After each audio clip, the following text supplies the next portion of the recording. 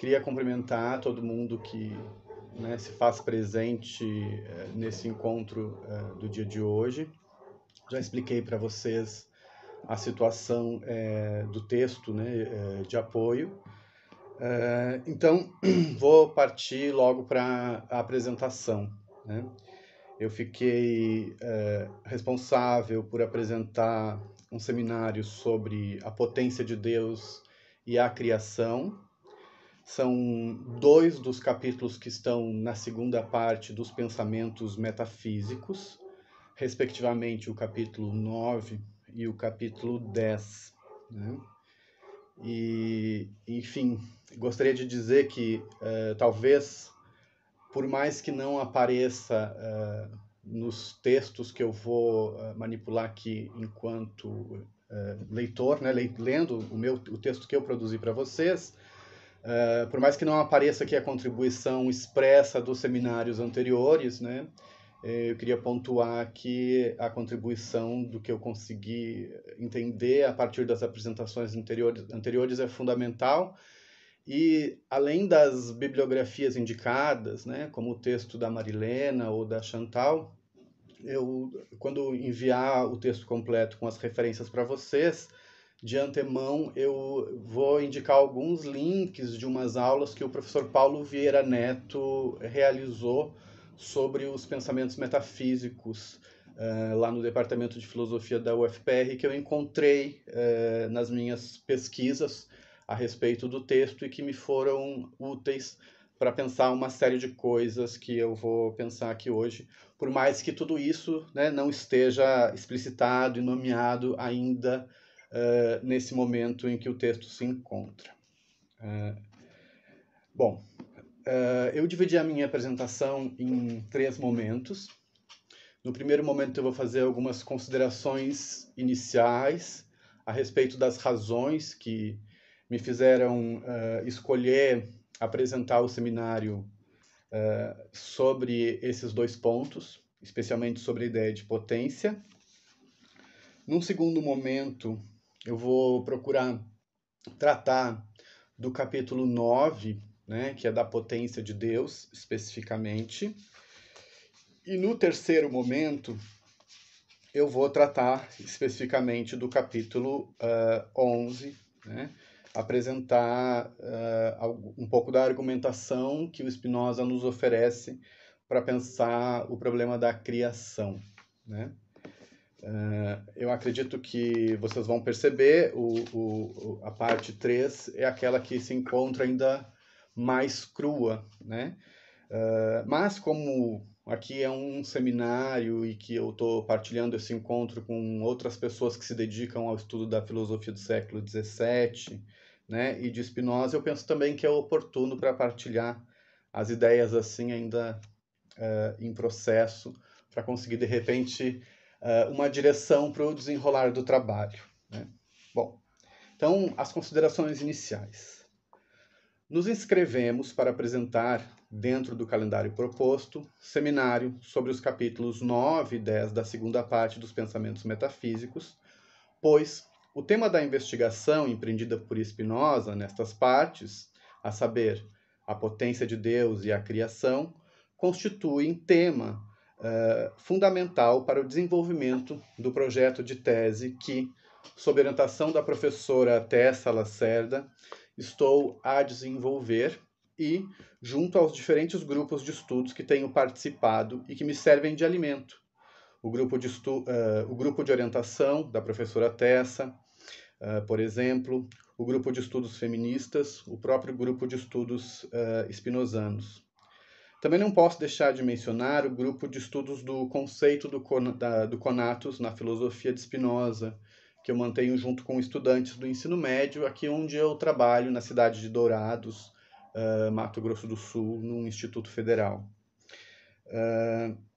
Então, todos esses grupos, né, de algum modo, contribuem para o fomento do meu pensamento e para a produção desse trabalho, né? Para além das leituras, os grupos têm fomentado meu pensamento em torno das relações entre a ideia spinozana de potência de agir e a ideia do filósofo Paul B. Preciado, potência gaudendi. Tais grupos têm contribuído não somente para a pesquisa, mas para a manutenção da minha mente, meu corpo, para o aumento da minha potência de agir. Por isso, aproveito para agradecer a todas as pessoas que direcionam as suas forças no sentido de criar e conservar estes espaços dedicados ao pensamento. A potência Gaudendi, ou força orgásmica, é a potência atual ou virtual de excitação total de um corpo. Ela tem sido, pensa Paul B. Preciado, objeto de exploração na era farmacopornográfica em que nos encontramos, né? Nessa época em que nos encontramos, nossa potência Gaudendi é colocada a trabalhar.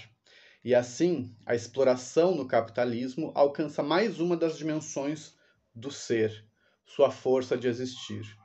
O trabalho, segundo Preciado, não é mais incompatível com a sexualidade. Não é preciso reprimir o sexo para otimizar as forças. São as forças orgásmicas que, agora, são postas a trabalhar. A trabalhadora sexual, nesse sentido, assume a posição de sujeito político relevante para a compreensão das novas dinâmicas de exploração que se estendem a todo o tecido social e que se encontra cada vez mais fechada pelo totalitarismo farmacopornográfico neoliberal.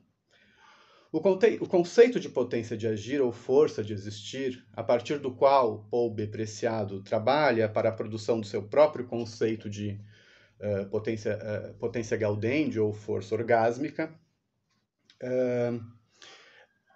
é retirado pelo filósofo do pensamento do Spinoza.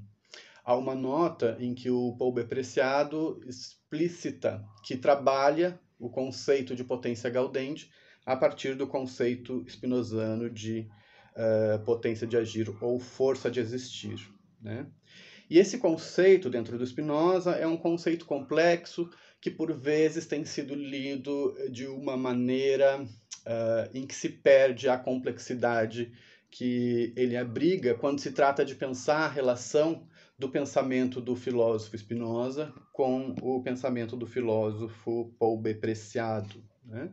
Reduz-se, muitas vezes, o conceito de potência de agir ao conceito de conatos, e tudo me faz crer que essa identificação ela não é pura e simples, né? Ela até pode ser feita, mas ela tem que ser modulada.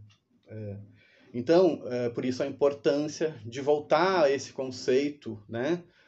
Por estar interessado em pensar esse conceito de potência de agir, pensar a ideia de potência, né, dentro da filosofia do Spinoza, e foi esse desejo que me levou a escolha de tratar desse tema no dia de hoje, né?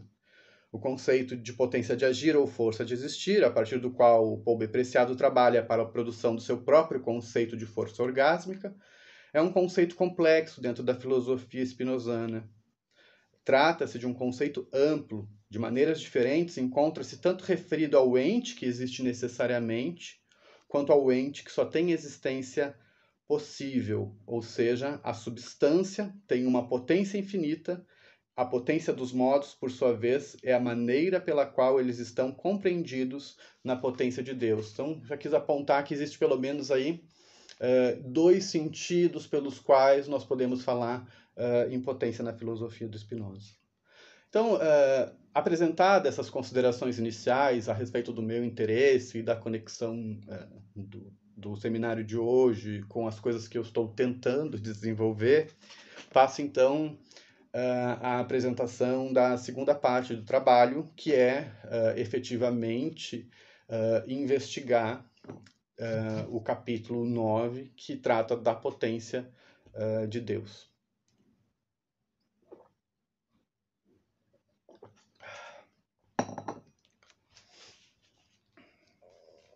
Da potência de Deus.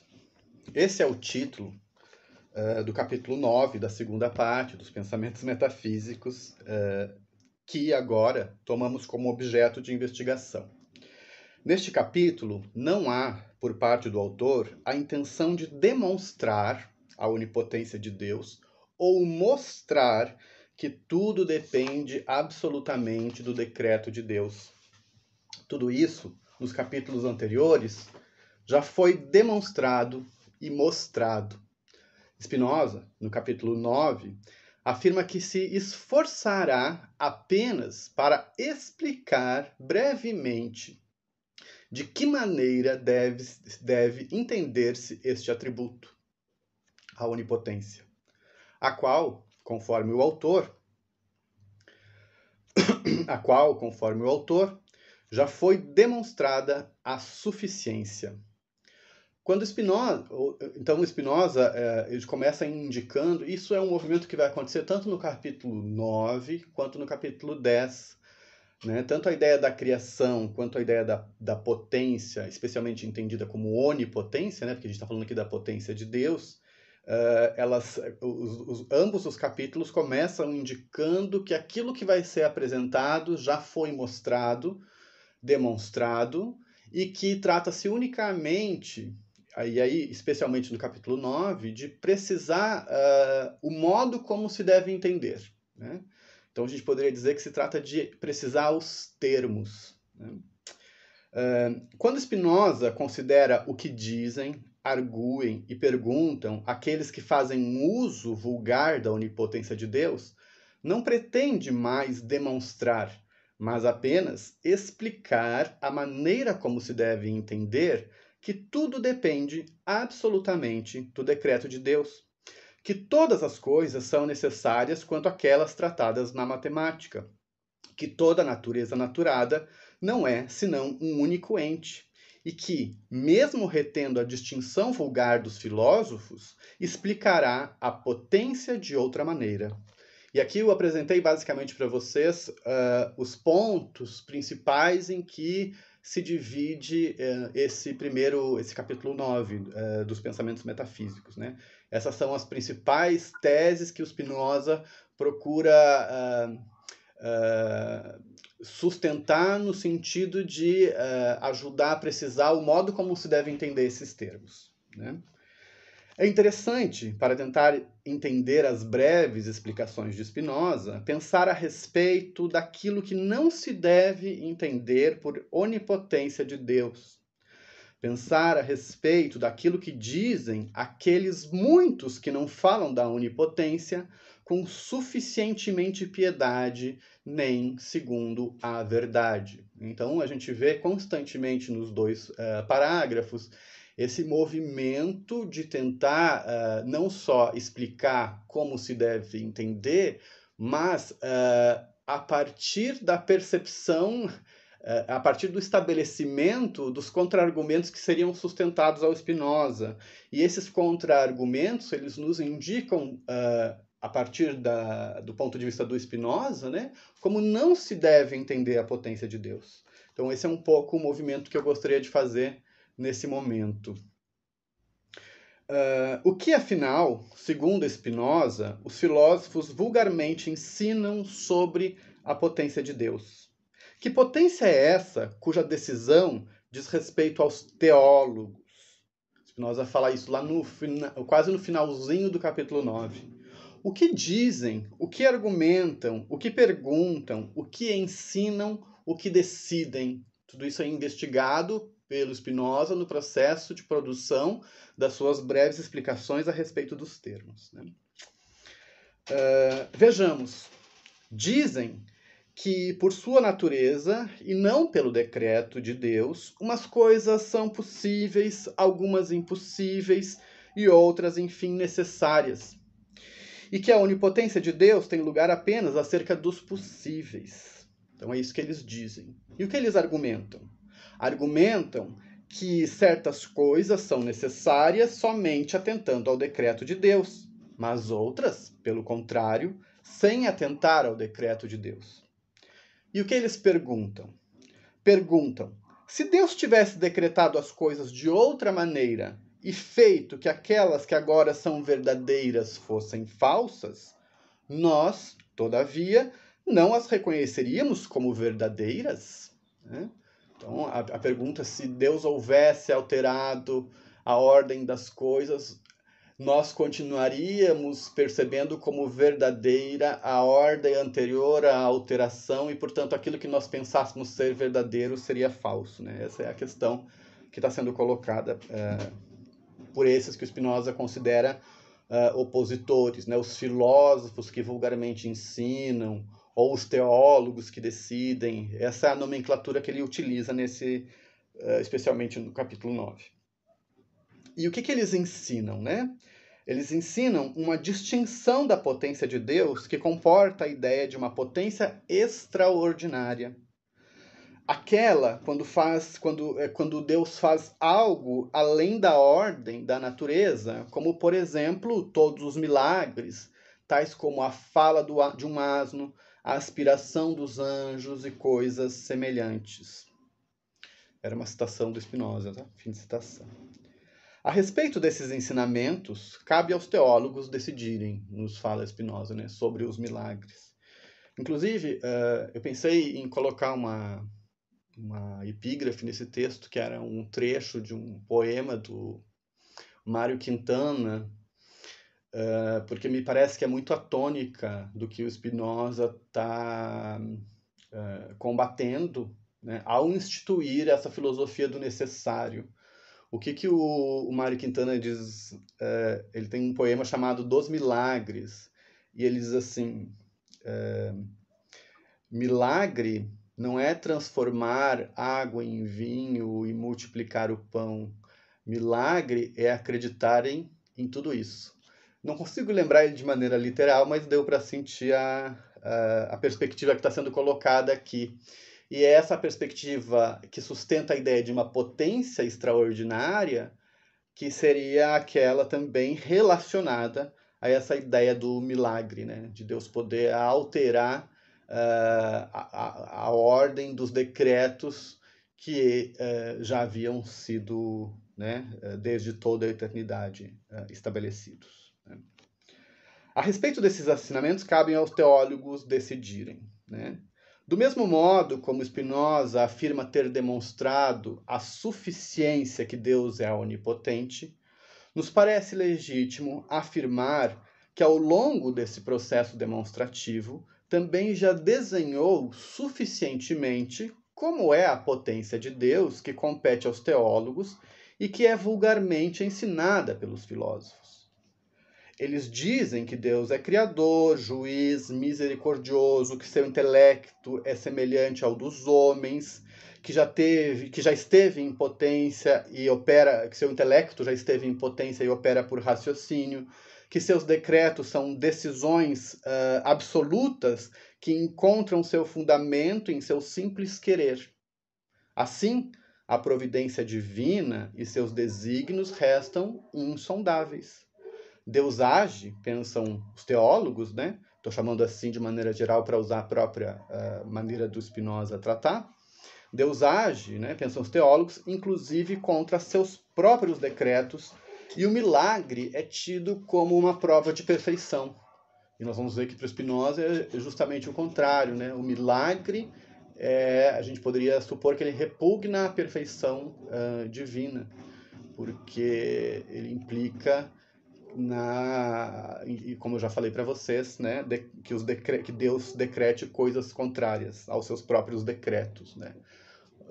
No limite, se a gente for pensar do ponto de vista da filosofia do Spinoza, é um pouco isso que eu vou tentar mostrar para vocês, é propor a existência de uma espécie de uma possibilidade de uma alteração, uma modificação na essência de Deus, né? O que para o Spinoza é produzir uma quimera, né? É uma contradição em termos, em definição.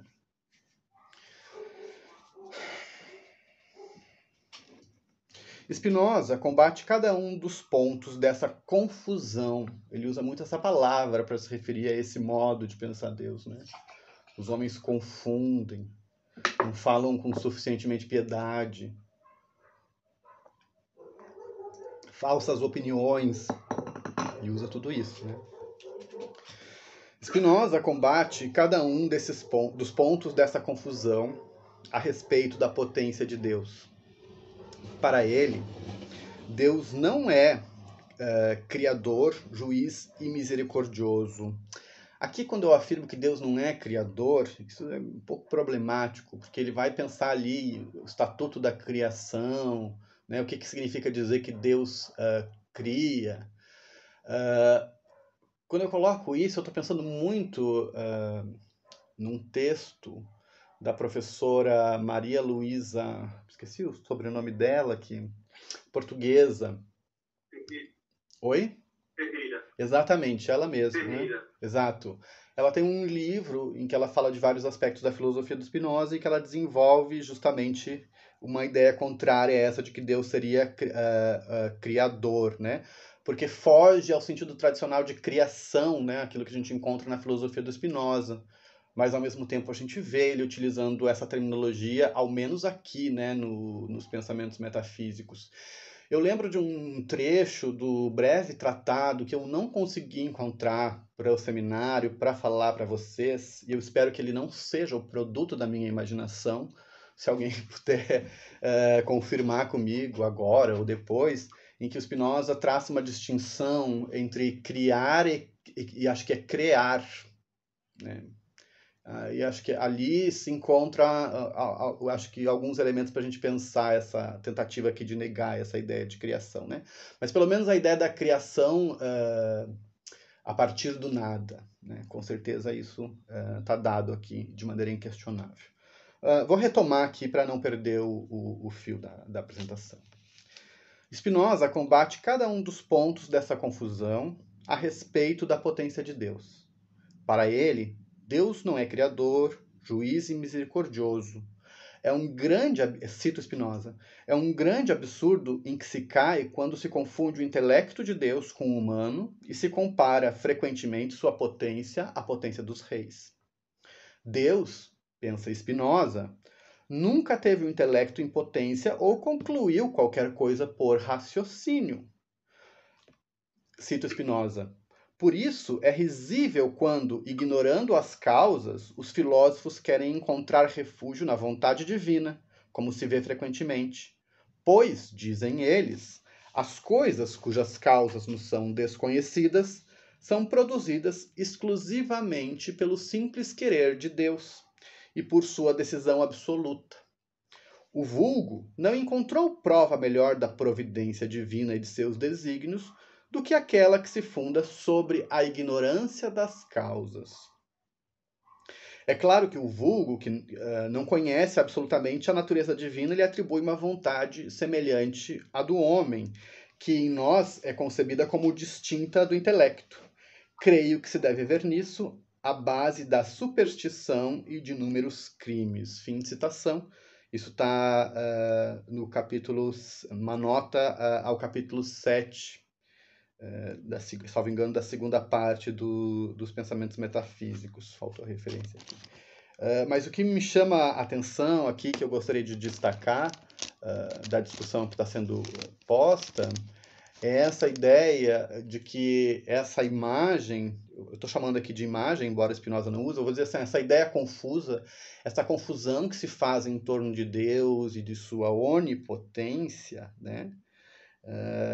Nesse trecho que eu acabei de ler para vocês, que era uma citação do Spinoza, fica muito claro a importância de se pensar, né, a respeito dessa ideia confusa e se desfazer dela, porque ela funciona como a base da superstição, né, conforme pensa o Spinoza, e de inúmeros crimes. Então é interessante pensar que Spinoza está nos indicando aqui uma dimensão prática, né, da sua filosofia. E ao mesmo tempo em que Spinoza me faz pensar sobre essa dimensão prática da sua filosofia, eu penso na atualidade dessa filosofia no Brasil que nos encontramos atualmente, em que a superstição reina, né? E que Deus tem sido, uma ideia confusa de Deus, tem sido a base para inúmeros crimes, inclusive para eleger um presidente como o nosso, né? Que isso por si só já é um crime. Então, mesmo que o Spinoza não tenha pensado, né, sobre nós, né, nos dias de hoje, né, aquilo que ele pensou sobre o tempo dele nos dá muito o que pensar sobre o nosso também. Então eu vejo essas duas questões, tanto a questão de pensar a própria potência, quanto essa crítica, né, a esses dois aspectos, né, as ideias, a base supersticiosa e esses inúmeros crimes que podem advir dessa ideia confusa que o vulgo tem a respeito de Deus, que os filósofos vulgarmente ensinam e que a respeito da qual os teólogos decidem, né?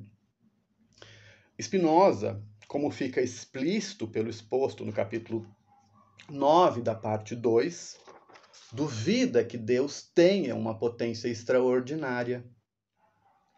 Supor uma tal potência é como supor que Deus, por causa da estultícia dos homens, nos dirá Spinoza, fosse anular as leis que ele próprio estabeleceu. O milagre, pensa Spinoza, parecerá maior se Deus sempre governar o mundo segundo uma só e mesma ordem certa e imutável, o que não pode ser negado por ninguém, a menos que esteja completamente cego.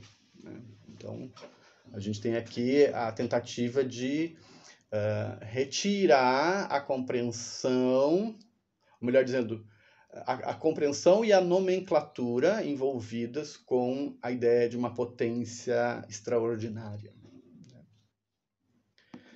Que Deus seja onipotente já foi demonstrado a suficiência. Spinoza escreve isso já ali na primeira frase do capítulo 9.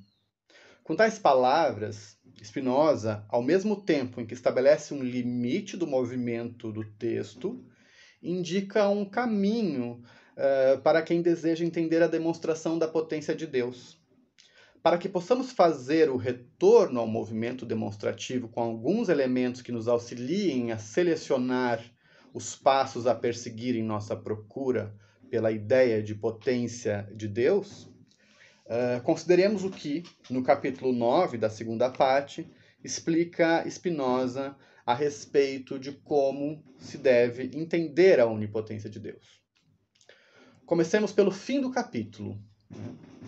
Então o capítulo 9, no capítulo 9, no começo eu falei a estrutura para vocês que ele apresenta, né? Que é a seguinte: você tem ali,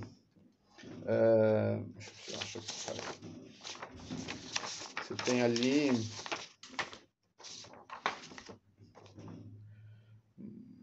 que Deus é criador, que todas as coisas dependem absolutamente do decreto de Deus, que todas as coisas são tão necessárias quanto na matemática, e que nós temos um único ente, né? que toda a natureza é um único ente. E além desses 3 pontos, Spinoza conclui o capítulo falando a respeito da potência, né?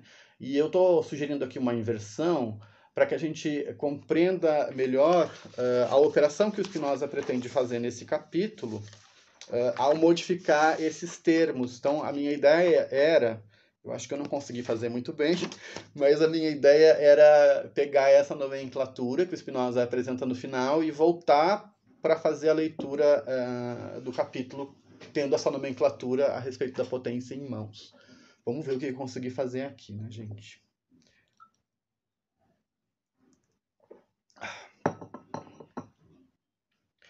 Então, consideremos o que, no capítulo 9 da segunda parte, explica Spinoza a respeito de como se deve entender a onipotência de Deus.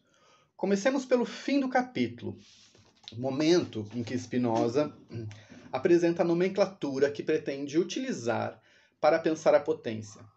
Vocabulário que remete a uma tradição que ele procura, eu coloquei aqui combater, subverter, não sei,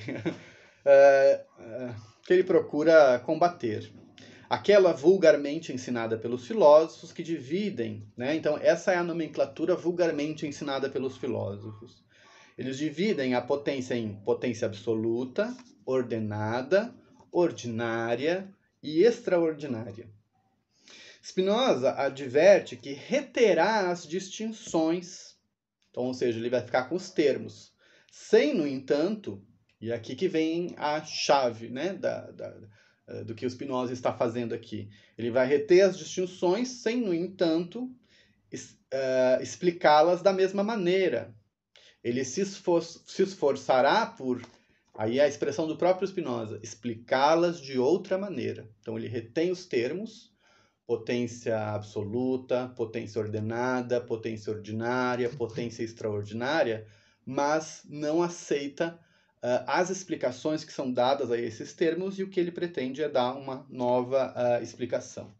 Cito Spinoza.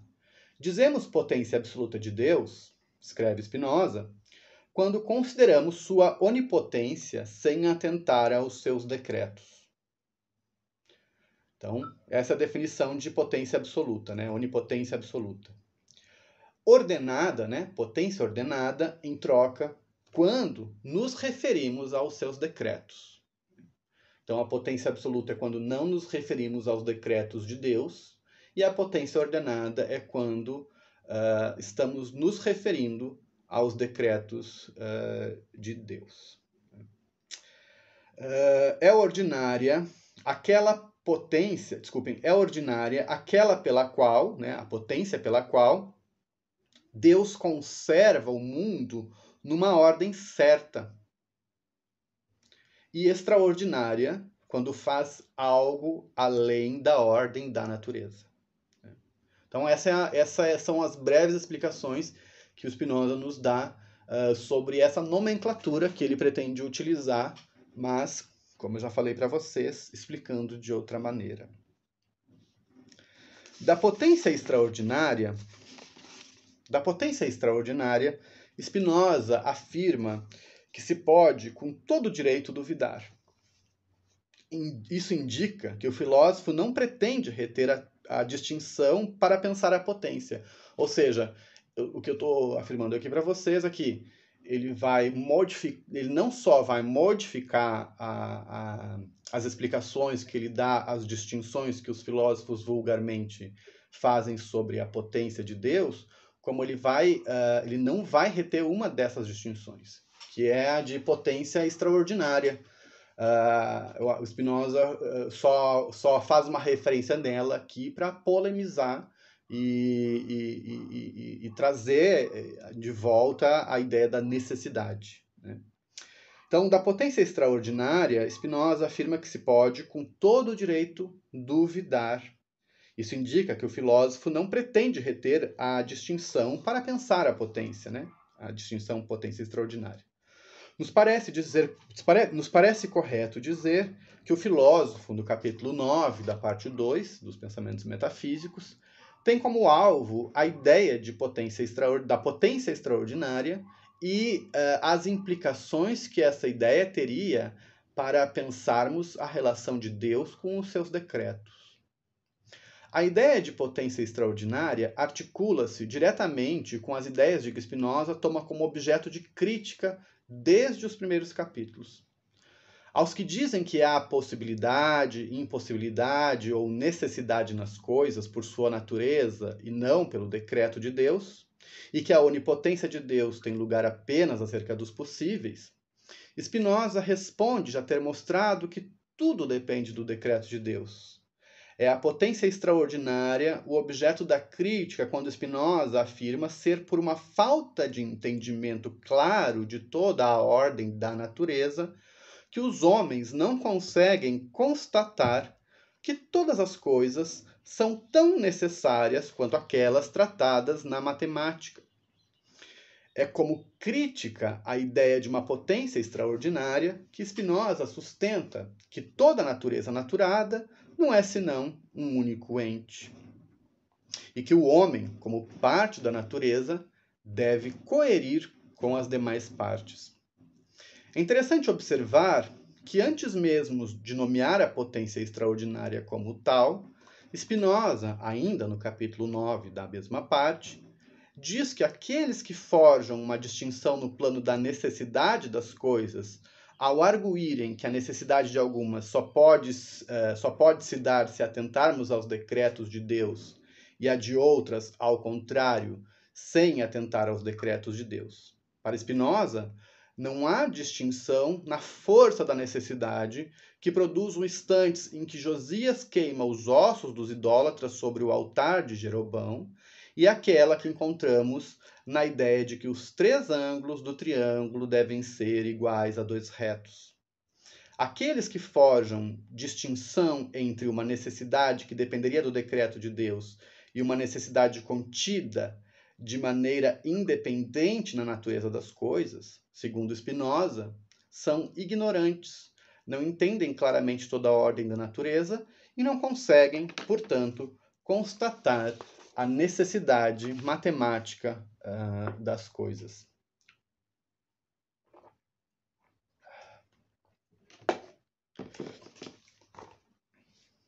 Aqui nos esforços, começo citando Spinoza nesse novo parágrafo. Aqui nos esforçaremos apenas para explicar brevemente de que maneira deve entender-se este atributo, pois muitos não falam disso com suficientemente piedade, nem segundo a verdade. Essas também são as primeiras linhas ali do capítulo 9, e o que me interessa aqui é que Spinoza começa volta a atribuir a ideia de potência, a ideia de que ela é um atributo, né? Que não é nenhuma novidade, mas me pareceu interessante chamar a atenção para esse fato nesse momento, para a gente conseguir pensar melhor o sentido da ideia de potência de Deus. O atributo a ser explicado, né, que Spinoza diz que muitos não explicaram com suficientemente piedade, é a onipotência de Deus. O que é um atributo? Um atributo é uma afecção doente sobre o qual entendemos a essência ou a existência de cada ente, do qual não se distingue a não ser por razão. Né?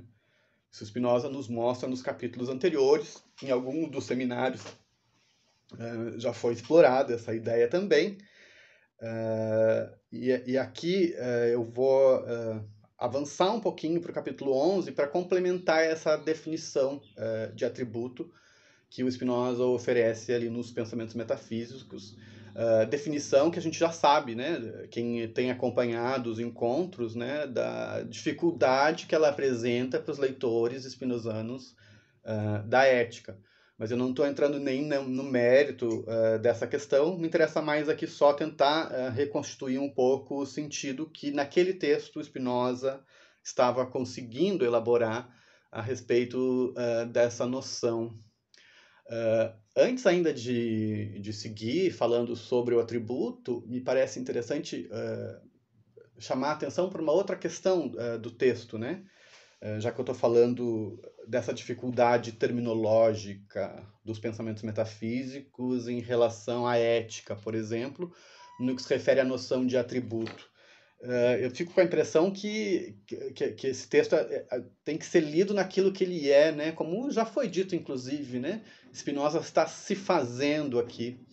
Então ele está explicando as coisas de uma outra maneira, utilizando um vocabulário que não é dele. Isso aqui eu acho que é uma chave muito interessante para pensar a filosofia do Spinoza de um modo todo. Ele está sempre fazendo esse movimento de mexer no sentido das palavras e levar elas a outros lugares.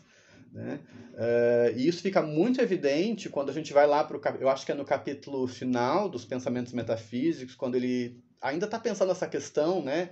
Acho que é da força, e entra a questão da liberdade humana, e aí ele diz assim, como conciliar a liberdade humana com essa ideia de potência, essa ideia de força que está aqui. Ele diz algo assim, quanto a isso ainda não sabemos, né? Então acho que isso mostra um pouco o lugar realmente que esse texto tem no pensamento do Spinoza, ele se fazendo. Bom, então o que é um atributo, né?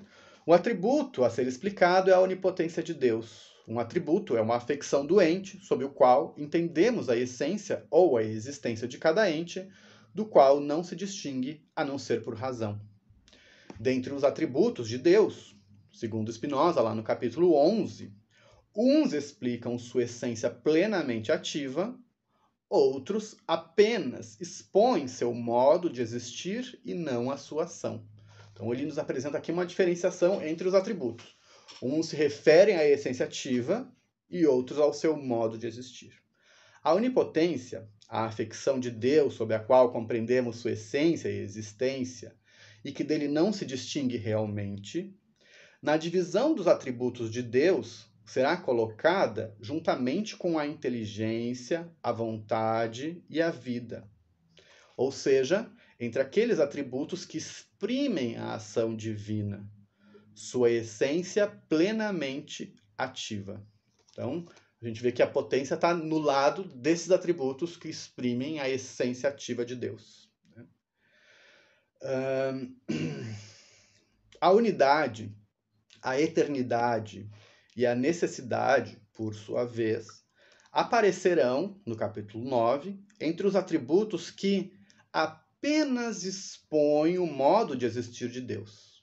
Então tem essa diferença. No capítulo 9, encontramos o atributo da onipotência articulado a outros atributos de Deus, tanto aos que são colocados como aqueles que explicam a essência ativa, como é o caso da vontade, né? Quanto com os que expõem o modo de existir, a necessidade, a imutabilidade e a unidade. A onipotência de Deus, nesse sentido, é essencialmente livre e existencialmente necessária, imutável e única. Cabe observar que no primeiro parágrafo, quando trata de explicar a onipotência enquanto referida aos seus decretos, ou seja, a potência ordenada, Spinoza a caracteriza por uma impossibilidade. Diz o seguinte: Deus nada pode fazer contra seus decretos. Repugnaria a Deus agir contra seus próprios decretos, porque ele estaria agindo contra a sua liberdade necessária, imutável e única. Seria o mesmo que supor que Deus pudesse agir contra a sua própria essência e existência.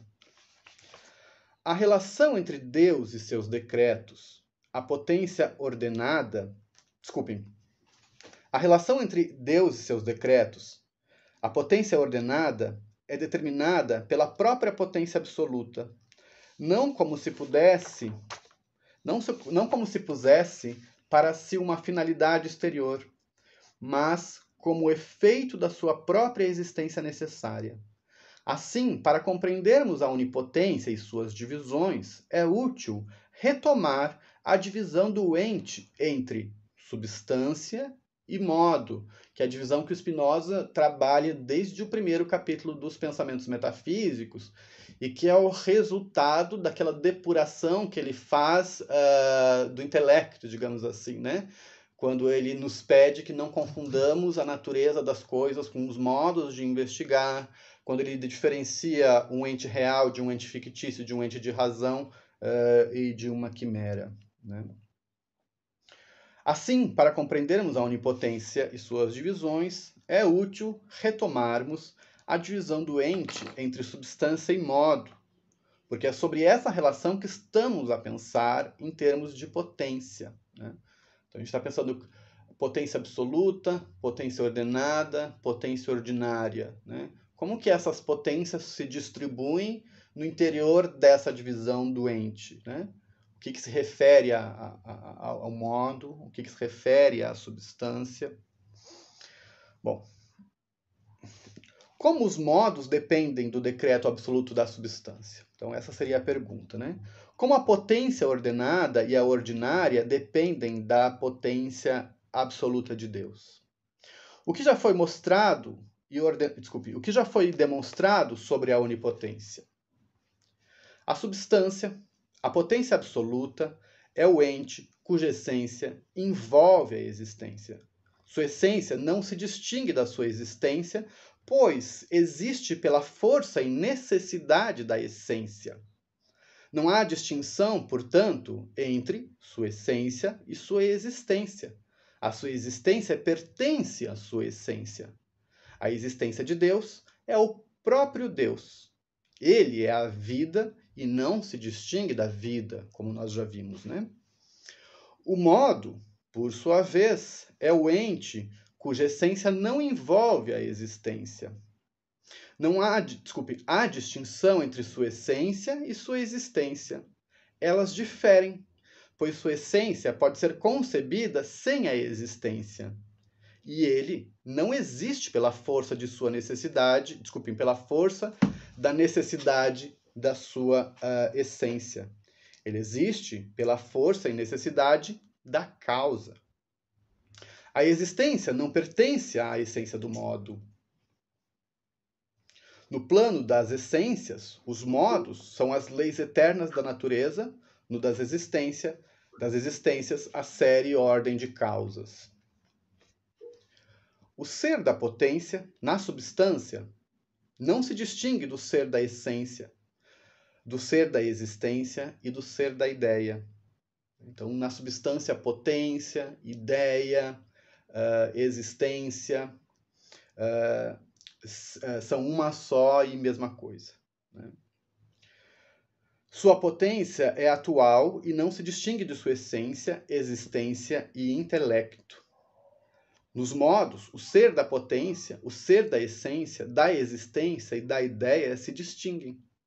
Eles não fazem, seja lá o que for, por sua própria força.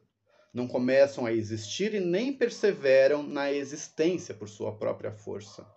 Eles dependem da força do decreto, da força do decreto e da vontade, da força do decreto e da vontade de Deus. A força da causa criadora pela qual tudo se faz. É dessa força que a essência e a existência das coisas provém com a mesma e inteira necessidade. Daí que a potência esteja marcada por uma espécie de impossibilidade. A potência não pode ser diferente do que ela é, porque é a própria essência de Deus em sua força de existir. Deus não pode ser uma quimera, uma ficção ou ente de razão. Clara e distintamente entender o ente significa perceber a necessidade como seu modo de existir. Uma quimera não é um ente, não pode ser nem imaginada, nem inteligida. A quimera só acontece propriamente no plano das palavras. Eu posso dizer um círculo quadrado, diz Spinoza, eu não consigo nem imaginar, nem entender. A quimera é impossível. Ela não é capaz de existir porque ela não é capaz de existir porque há contradição em sua própria essência, como está dito no capítulo 3 da parte 1. No capítulo 3 dessa mesma parte, da parte 1, Spinoza ainda diz, em meio a uma discussão sobre como uma coisa é dita necessária e impossível, ele coloca a quimera como uma espécie de contraponto em relação a Deus, o ente que existe necessariamente, pois a sua essência não pode ser concebida sem a existência. Bom, encerro aqui as considerações sobre a parte 2 da minha apresentação. A parte 3 ela será um pouco mais breve, a parte que eu consegui trabalhar um pouco menos também. Então, vou pedir a paciência de vocês e a colaboração, inclusive, no processo de entendimento. O que eu vou fazer para vocês aqui nessa parte 2, ao total, a apresentação aqui tem 12 páginas, eu estou na 9, então está no final, tá, gente? E essa ela é menos complexa no sentido de como posso dizer, não vou fazer uma leitura, Então eu vou simplesmente tentar resumir um pouco os argumentos que o Spinoza apresenta no capítulo 10, para a gente poder abrir para o debate e para a conversa, tá bom? Então, o Spinoza, o capítulo 10, trata da criação.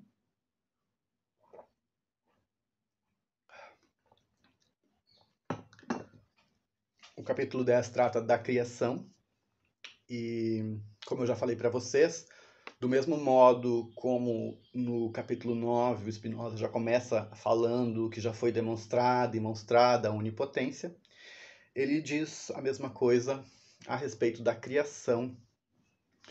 E outra coisa que me parece interessante dizer antes de começar a olhar a argumentação que ele apresenta é observar que o capítulo anterior, de alguma maneira, não só o capítulo anterior, os outros, mas acho que fica muito marcado no capítulo anterior, de alguma maneira já estava preparando o terreno para o que vai ser dito aqui nesse capítulo 10, né? Porque quando ele coloca que tudo depende absolutamente do decreto de Deus, né? Já está estabelecendo aí a totalidade do alcance da necessidade de Deus.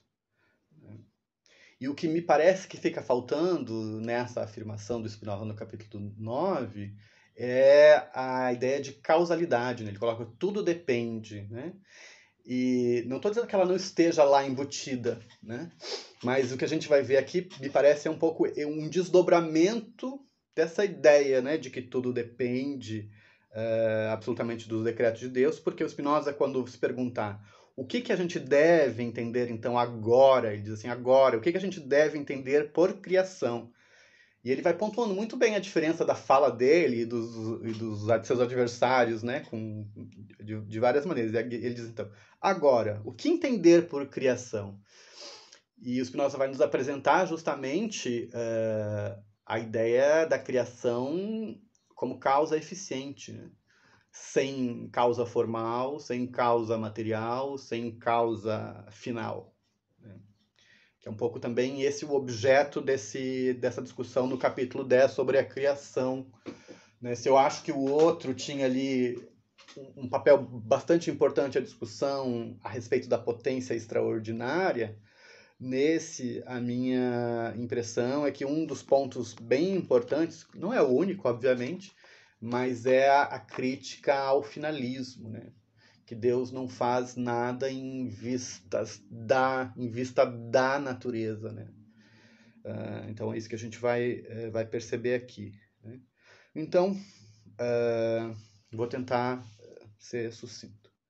Agora, então, o que devemos entender por criação? Né? Vai se perguntar o Spinoza. E ele diz o seguinte: dizemos, pois, que criação é a operação em que não ocorre nenhuma causa além da eficiente, ou seja, uma coisa criada é aquela que, para existir, não pressupõe nada além de Deus.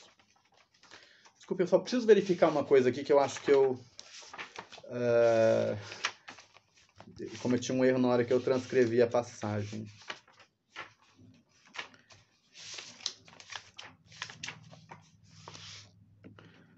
Aqui eu falei ocorre, né? Concorre, desculpem. Tá, eu vou reler.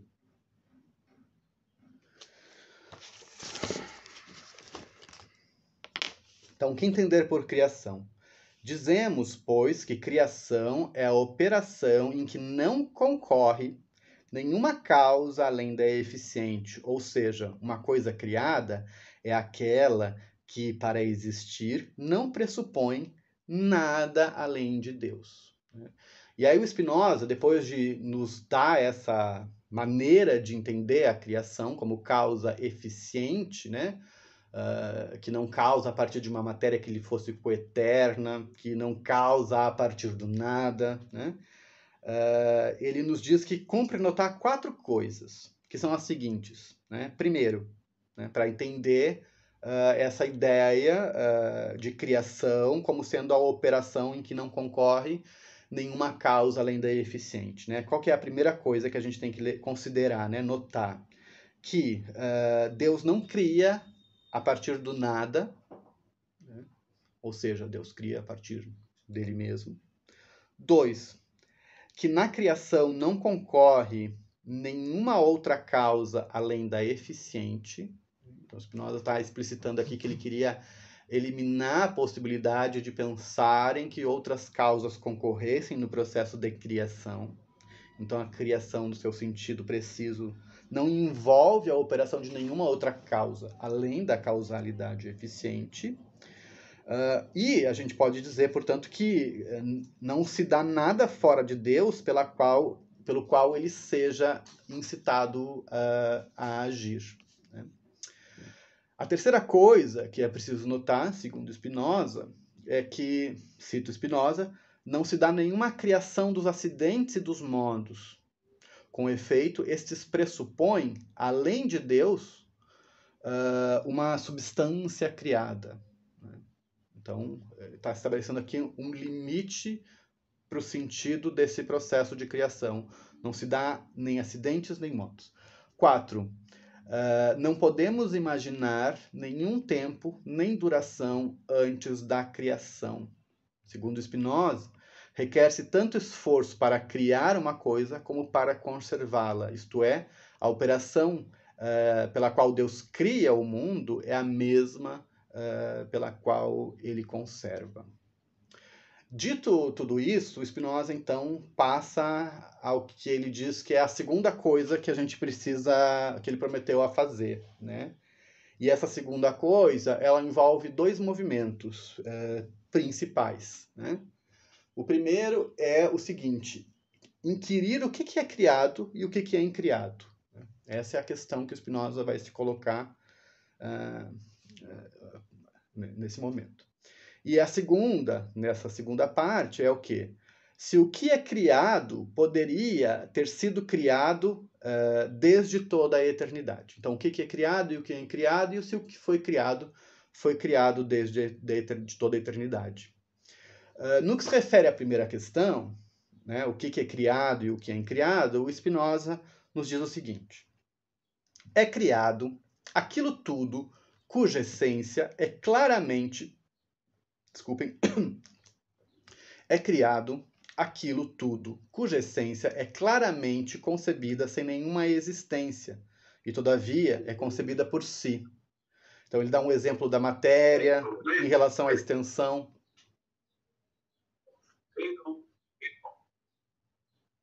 Olá, estou ouvindo.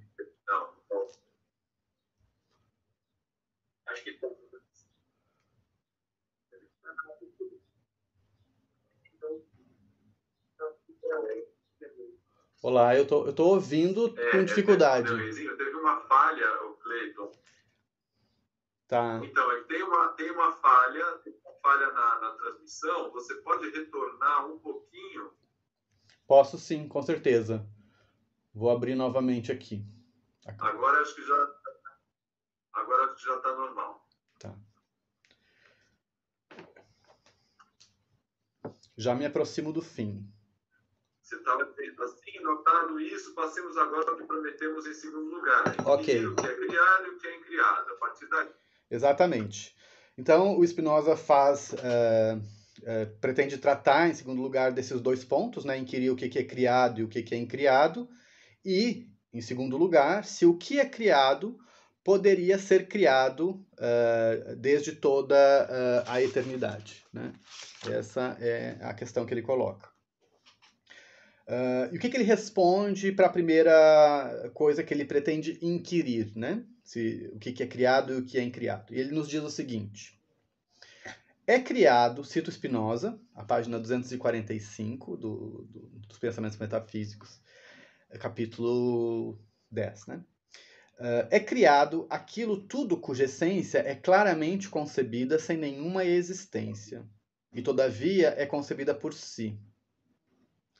Aí o exemplo que ele nos dá é a matéria em relação à extensão, e ele se vê diante de uma argumentação a respeito da ideia do pensamento de Deus também, no qual ele vai sustentar que Deus é um ato puro.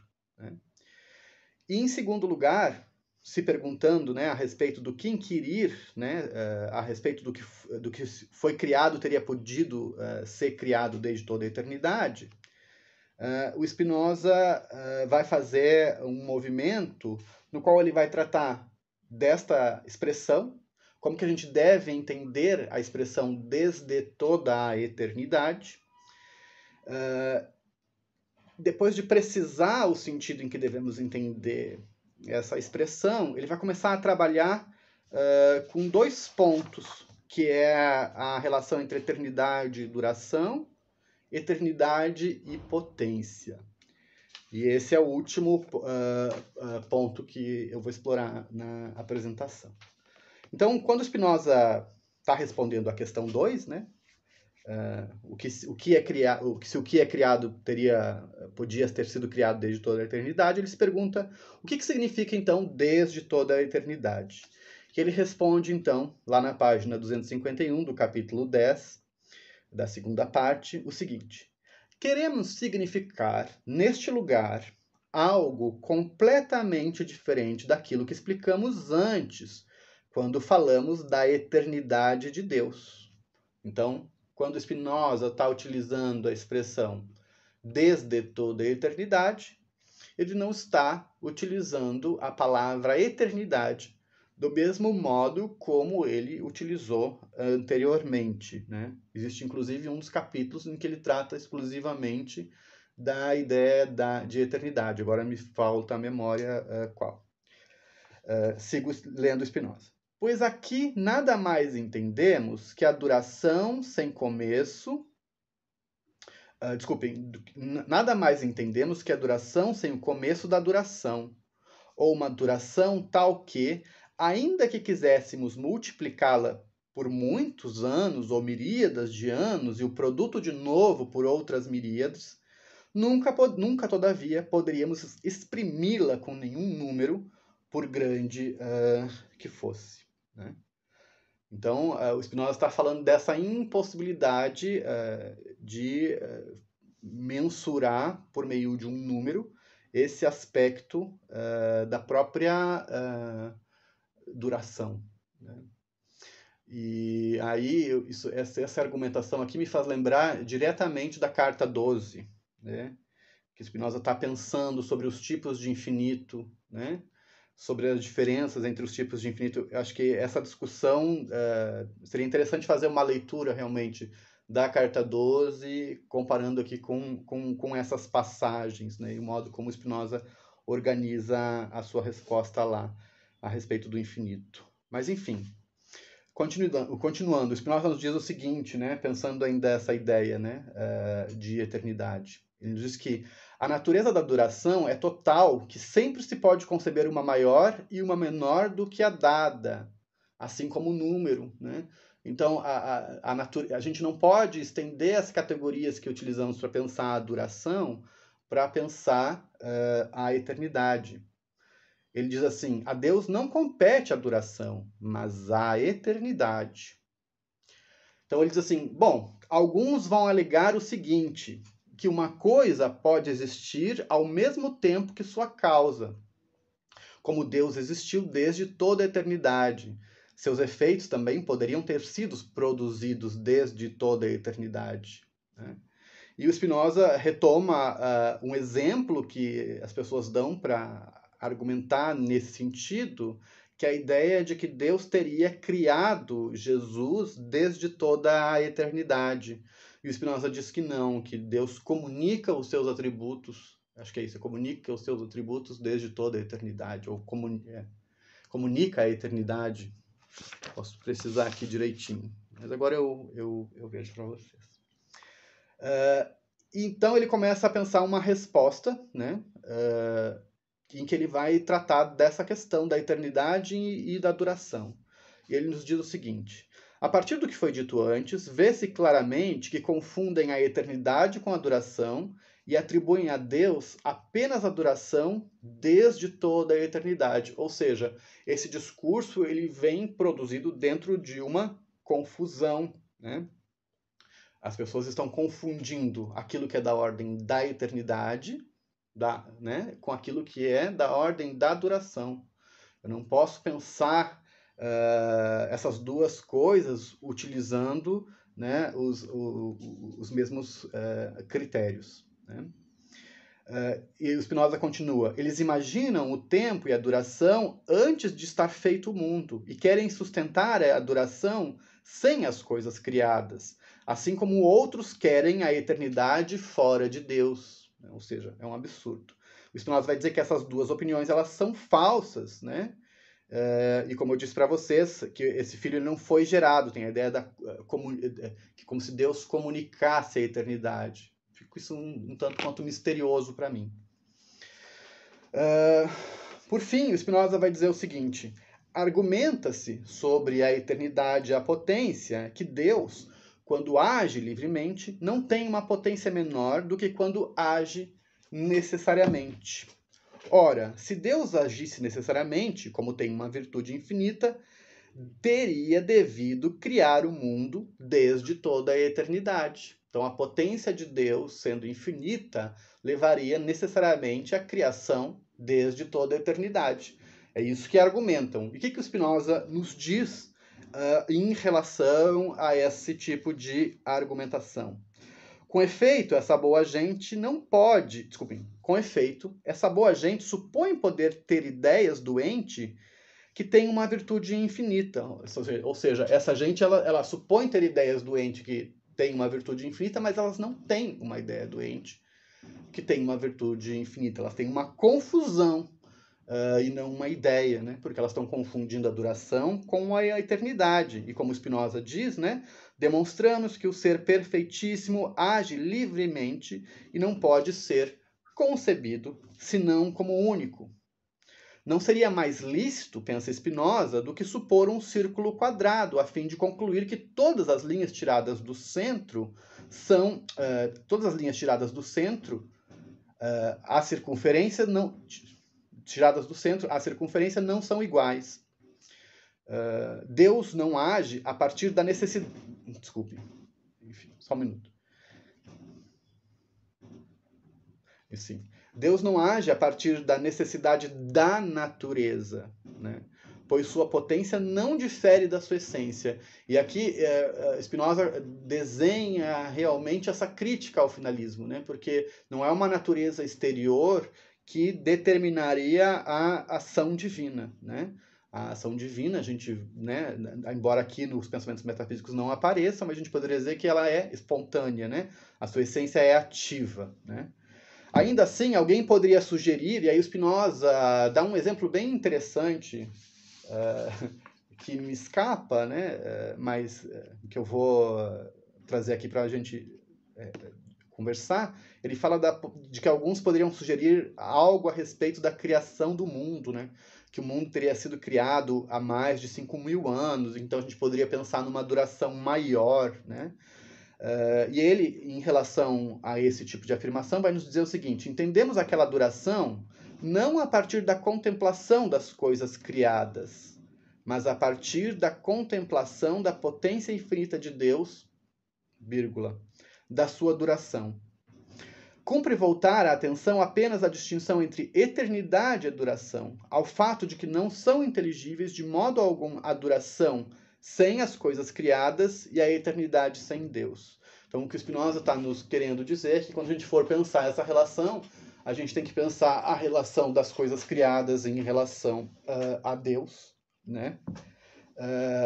E pensar Deus na eternidade e não na duração, né? Bom, o que eu consegui preparar para o dia de hoje foi isso. Agradeço a compreensão de vocês, a disponibilidade da escuta e me disponho agora aqui a fazer a conversação. Era isso. Obrigado.